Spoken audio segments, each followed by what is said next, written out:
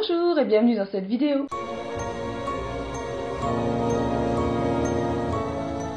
Aujourd'hui, j'avais envie de vous parler d'un shampoing et d'un après-shampoing de la marque Sobioéthique et la gamme au lait d'amande. Alors pourquoi je fais une vidéo sur ce shampoing en particulier? Alors d'habitude, j'ai comme habitude de faire des articles sur mon blog, c'est simplement que j'ai beaucoup de choses à dire sur ce produit et sur cette marque en général. Alors en fait, il faut savoir que Sobioéthique, c'est donc une marque des laboratoires Léa Nature, donc c'est une marque française, ça c'est cool. C'est vendu en supermarché, ça c'est cool. C'est pas très cher et ça c'est cool aussi. Outre le fait qu'on retrouve le petit logo Cosmebio, bien mis en évidence sur le haut du tube, bon, il n'est pas forcément méga valorisé, hein. C'est pas le truc qu'ils mettent en avant sur le packaging, mais déjà il est quand même sur la face avant, il y a le éco-cert derrière qui est tout petit, mais voilà, il y a pas mal de produits bio où on retrouve seulement le petit éco-cert qui est planqué quelque part dans un coin. Là, on voit tout de suite qu'il est quand même mis en valeur. Donc ça, je trouve ça vraiment pas mal, mais malheureusement, ce que je n'aime pas sur les packaging de la marque Sobioéthique, j'avais testé un gel douche et c'était exactement le même principe, c'est-à-dire qu'il précise en bas, là, juste là, donc le fameux bio-garantie, sans sulfate,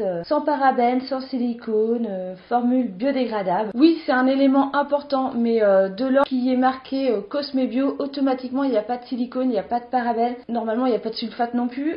Logiquement c'est une formule aussi à peu près biodégradable, bon bref c'est une formule super sympa, à la limite une formule magique. Je trouve ça vraiment aberrant de mettre ce genre de choses quand on est un produit totalement bio. C'est typiquement les arguments qu'on retrouve sur les produits greenwashing, comme la marque Nature et Moi, et qui est vendue dans mon supermarché juste à côté de ce genre de produit. C'est-à-dire qu'on a un petit linéaire avec des produits bio, et sans prévenir, comme ça, dans le même linéaire, à 5 cm à côté, on retrouve des produits de greenwashing qui justement jouent fortement sur ces mots mis en valeur en fait sur le packaging. C'est sans sulfate, sans parabènes, sans silicone, sans colorant, sans tout ce que vous voulez, limite sans produit dedans. Je trouve ça vraiment dommage que Sobioéthique, le gel douche c'est exactement pareil, je trouve ça vraiment dommage que cette marque bio utilise vraiment les arguments qui sont mis en valeur dans le greenwashing. J'aimerais bien qu'ils fassent quelque chose sur leur packaging pour éviter justement d'avoir ce genre de petits rappels à la con là, où typiquement ce que le greenwashing utilise. Et je trouve ça dommage qu'ils s'associent un peu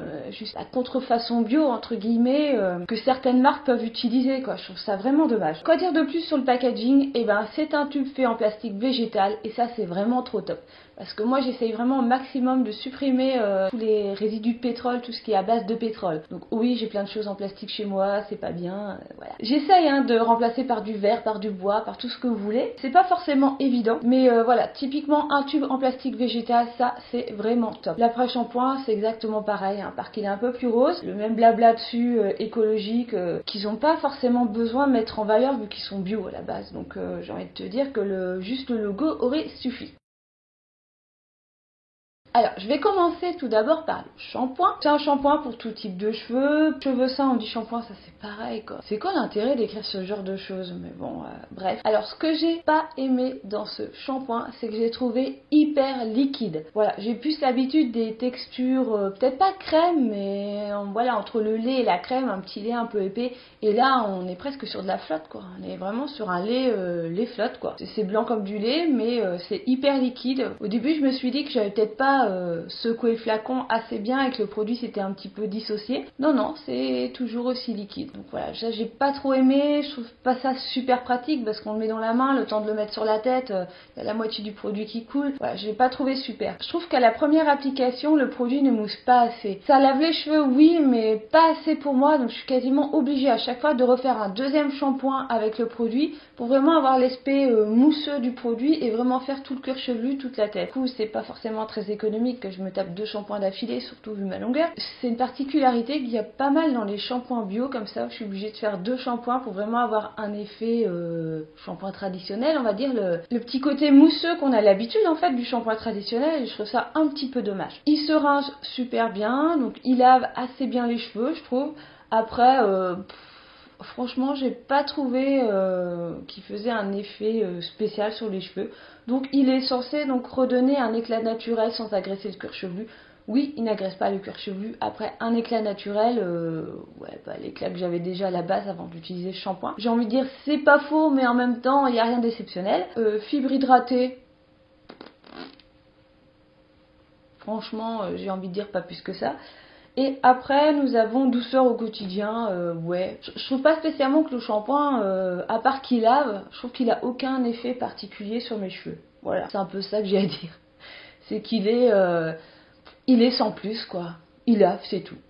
Voilà. Ensuite, pour l'après-shampoing, c'est totalement différent. Donc, on peut l'utiliser de 3 façons. C'est-à-dire donc en après-shampoing, en masque ou en lepou. Alors, pour avoir déjà testé le lepou, le fait d'utiliser un après-shampoing en tant que base lavante, moi personnellement, ça marche pas du tout. C'est une grosse catastrophe. J'ai l'impression d'avoir le cheveu gras. Non. J'utilise pas du tout cette technique. C'est horrible. J'utilise vraiment la technique traditionnelle, shampoing après shampoing ou shampoing masque. Et généralement, l'après-shampoing, je le laisse poser un petit peu, que ce soit dans n'importe quelle marque d'après-shampoing. Je suis entre l'après-shampoing et le masque quand j'utilise un produit. Donc c'est exactement la même formulation, au lait d'amande avec des protéines de riz, et donc il est censé fibres démêlées, éclat naturel, douceur au quotidien. Alors fibres démêlées, un tube de 200 ml, je l'ai clairement fini avant le shampoing. Vu ma longueur, ça paraît logique. D'ailleurs, j'ai toujours pas compris pourquoi les marques s'obstinaient à faire des shampoings de 250 ml et des après-shampoings de 200 ml, à croire que tout le monde a les cheveux qui arrivent là. Est-ce qu'un jour ils vont nous pondre des après-shampoings de 2 tailles différentes ou de la même taille que le shampoing? Et ce qui serait vraiment génial, c'est l'après-shampoing encore plus grand que le shampoing. Bah apparemment j'en demande trop. Bah l'après-shampoing, moi j'étais obligée d'en mettre 3 kilos vraiment sur les cheveux pour qu'il ait un effet démêlant. Je trouve qu'il est dans la moyenne au niveau de l'effet démêlant. C'est-à-dire qu'il démêle mais pas plus que ça, c'est pas miraculeux. La fibre elle est pas spécialement plus lisse, plus facile à démêler. Ça n'a pas été miraculeux comme produit. En autre effet, douceur au quotidien, c'est vrai que mes cheveux ont été vachement plus doux avec cet après-shampoing. Franchement, le shampoing pas forcément, mais l'après-shampoing un peu plus. C'est peut-être parce que justement je le laisse poser, j'ai beaucoup de produits, donc peut-être que du coup ça doit jouer sur la fibre. Bref, je ne sais pas exactement, mais ça n'a pas été non plus miraculeux, j'ai vu mieux.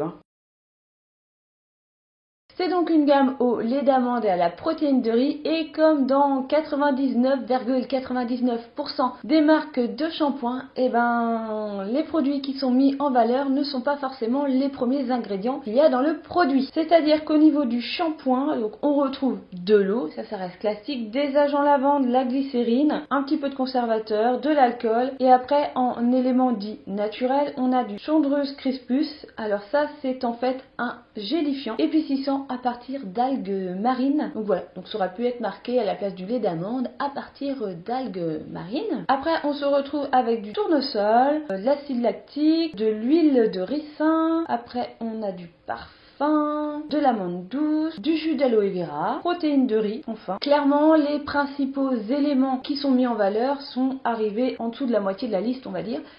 Donc voilà, comme d'habitude, on se fait un petit peu berner sur ce type de détails. Je dis, oh là là là là, lait d'amande, il y a au moins à 50% du produit, c'est du lait d'amande. Non, pas du tout. Il y a à peu près, même pas 5 ou voire 4 ou 2% de lait d'amande dans ce produit. Et la protéine de riz, n'en parlons même pas, que vu où elle arrive, j'ai envie de dire qu'elle doit être à 1%. Et encore. Donc voilà, c'est toujours pareil, quoi. Il y a tellement de marques qui font ça, qui te mettent en valeur un élément, alors que c'est même pas l'élément principal du shampoing. C'est vrai qu'après, s'ils auraient mis à partir d'algues, c'est peut-être moins valorisant pour le produit que de mettre lait d'amande. Ça, je le conçois.